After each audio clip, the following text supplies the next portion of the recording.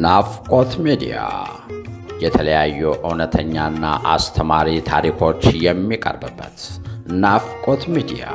አይተው ሲጨርሱ ለሌላው እንዲደርስ ሰብስክራይብ፣ ላይክ፣ ሼር ማድረግዎን አይዘንጉ። ናፍቆት ሚዲያ።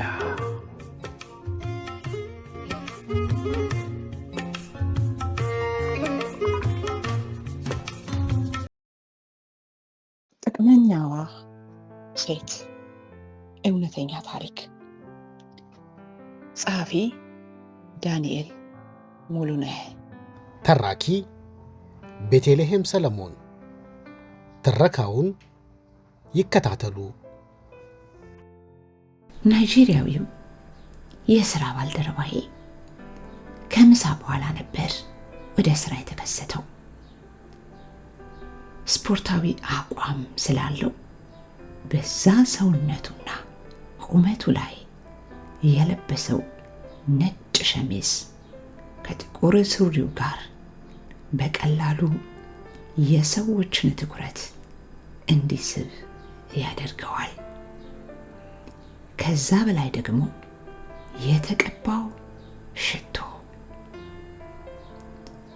እንዴ ሉሉ፣ ዛሬ ምን ጉዳይ ነበረብህ? ጠዋት ቢሮ ሳትገባ በዚህ ላይ እንዲህ አምሮብህ የመጣው አልኩት። ፊቱ ላይ የሆነ ደስታ ነገር ይነበባል። ዛሬ በሕይወትሽ ሰምተሽ የማታውቂውን ነገር ልንገርሽ አለኝ። እኛ አፍሪካውያን መቼም ድህነትን በደንብ ጠንቅቀን ነው የምናውቀው።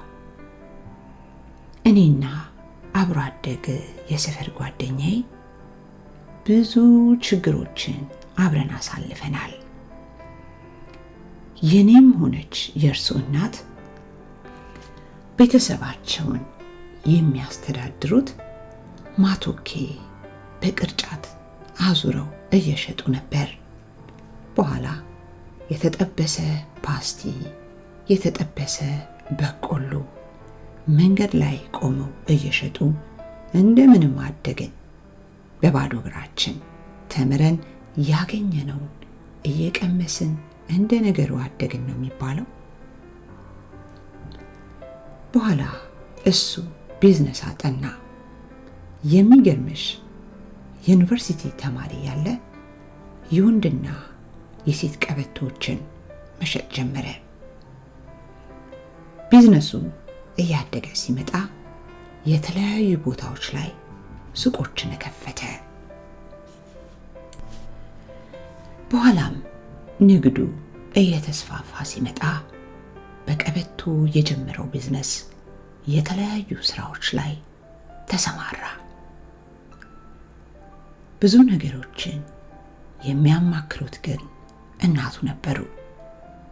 አንድም ቀን ተለያይተው አያውቁም ነበር እናትና ልጅ። ሀብታም እየሆነ ሲመጣ እሱን የሚፈልጉት ሴቶች ቁጥር የዛኑ ያክል እየጨመረ መጣ። አንዲት ውብ ናይጄሪያዊት ፍቅረኛ አድርጎ አብረው መኖር ጀመሩና ከጋብቻ በፊት 2 ልጆችን አፈሩ። በልጆቹ ስም ቢዝነስ ከፍቶ እርሷ እያስተዳደረችው ውጤታማ የሆነ ስራ እየሰራች ነበረ።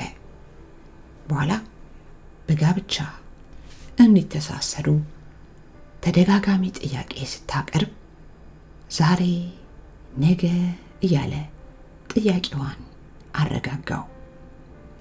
ይገርምሻል፣ በጣም ተጠራጣሪና አርቆ አሳቢ የምትዩ አይነት ሰው ነው። እናቱ አንድ ቤት ይኖሩ ስለነበረ በቅርበት ሁሉን ነገር ስለሚከታተሉ ጭምር ገንዘብ ስታሸሽና ከጓደኞቿ ጋር ከጋብቻ በኋላ ስላቀዱት ነገር የሰሙትን ከነገሩት በኋላ ነው እርሷን አግብቶ ለመኖር ያላሰበው። በቀበቶ ሽያጭ የተጀመረው ንግድ ተሳክቶ ትልቅ ደረጃ ላይ እየደረሰ ሲመጣ አሜሪካ ውስጥ ከሚገኝ የቆዳ ምርቶች አስመጪ ድርጅት ጋር በነበረው የንግድ ልውውጥ ቪዛ አግኝቶ ወደ አሜሪካ በመጣ በአጭር ጊዜ ውስጥ እናቱን አስመጣና አብረው መኖር ጀመሩ። በዚህም የተዋጣለት የንግድ ሰው እየሆነ መጣ። ከአዞ የቆዳ ምርቶች ጋር በተገናኘ በተለያዩ ስቴቶች እየተዘዋወረ ንግዱን አሳካው።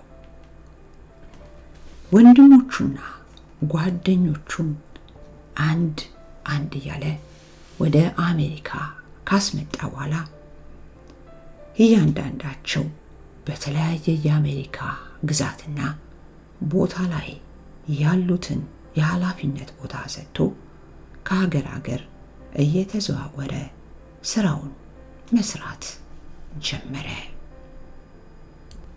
እንግዲህ በስራው ምክንያትም ሆነ በንብረቱ የተነሳ በዩ የሚውልበትና የሚዝናናባቸው ቦታዎች ደረጃቸውን የጠበቁ ሀብታሞች የሚውሉበትና የሚዝናኑባቸው ስፍራዎች ስለሆኑ ከአንዲት ነጭ አሜሪካዊት ጋር ተዋወቀ።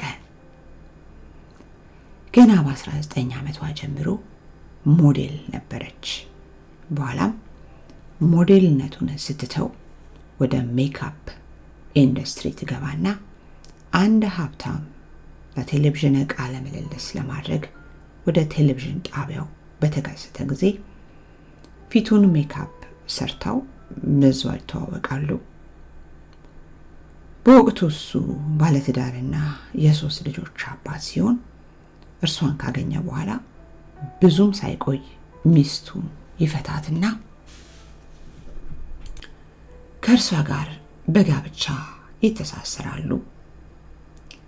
የሚያስፈልጋትን አንድም እንዳይጎልባት አድርጎ ለ2 ዓመት አብራው ከኖረች በኋላ $1.5 ሚሊዮን የፍቺ ጥያቄ አቅርባ በፍርድ ቤት ተወስኖላት ፈታችው።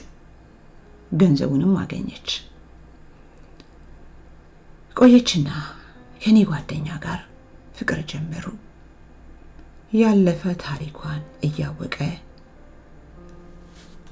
ስለገባበት ማናችንም ደስተኞች አልነበርንም። በአጠቃላይ አሜሪካ በሚገኘው የናይጄሪያው ህብረተሰብ ዘንድ ተቀባይነት ያለው ሰው ስለሆነ እሁድ ቸርች ሲመጣ አብራ ትመጣለች። ዋጋቸው ውድ የሆኑ ጫማዎችና ቦርሳዎችን ጨምሮ ውድ የተባሉ መዋቢያዎችን ተጠቅማ ነው ሁሌ ወደ ቤተ ክርስቲያን የምትከሰተው። በኋላ ፕላስቲክ ሰርጀሪ መሰራት ደግሞ ጀመረችና ወጪውን ሁሉ ከፈለላት።